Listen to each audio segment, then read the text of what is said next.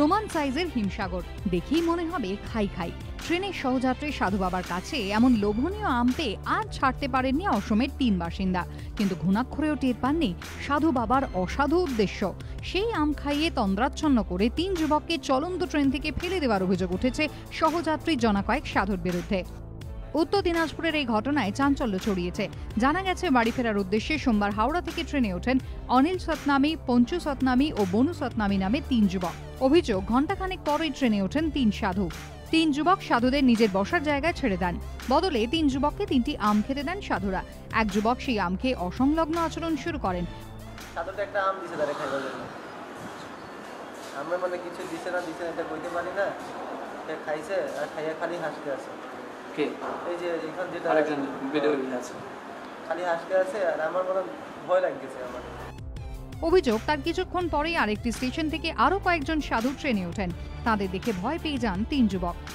ওই সময় ট্রেন থেকে নামতে গেলে সাধুরা তন্দ্রাচ্ছন্ন হয়ে যাওয়া যুবকদের পকেট থেকে প্রায় 3,500 টাকা ছিনিয়ে নেয় বলে অভিযোগ। অন্যদের দাবি, বাধা দিতে গেলে 3 জনকে ট্রেন থেকে ধাক্কা মেরে ফেলে দেন সাধুরা। কিনারে আসলাম না, একটু ভিতরে আসলাম, তখন 3-4 জন জোয়ান ছেলে আসলো।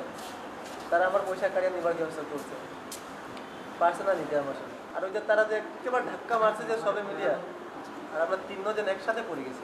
একটা ডেট হয়ে গেছে, আর একটা তুরাবুত মারতে পারে, আর একটা তো সিরিয়াস আছে, মারতে পারে। উত্তর দিনাজপুরের আলুয়াবাড়ি ও মাগুরজান স্টেশনের মাঝখানে পড়ে মৃত্যু হয় পঞ্চু সতনামের। গুরুতর আহত অনিল ও বনু। তাদের উত্তরবঙ্গ মেডিকেল কলেজ হাসপাতালে ভর্তি করা হয়েছে। যদিও রেলের তরফে এই ঘটনার কথা অস্বীকার করা হয়েছে। ওর ভেতরে প্রচণ্ড গরম ছিল, সেই জন্য ওরা বাইরে এসে রাত্রিবেলা প্রায় 4টে নাগাদ, 3:30-4টে নাগাদ ওই ফুটস্টেপের উপরে বসে পড়ার পরে ওদের মধ্যে প্রায় ঝিমুনি আসে। হাওয়াতে ঝিমুনি আসার পরে যখন একজন পড়ে যায়, একজনের পরপরই 3 জনই পড়ে যায়। যদিও ঘটনার তদন্ত করে দেখা হচ্ছে বলে জানিয়েছে রেল। ট্রেনে অচেনা কোনো ব্যক্তির কাছ থেকে কিছু খাবেন না। ট্রেনে যাতায়াতের পথে এ ধরনের সতর্কতামূলক প্রচার প্রায় নজরে আসে, কিন্তু সতর্কবার্তায় নজর না দেওয়াই কাল হলো অসমের 3 বাসিন্দার। মলয় চক্রবর্তী ও সুদীপ চক্রবর্তীর রিপোর্ট, এবিপি আনন্দ।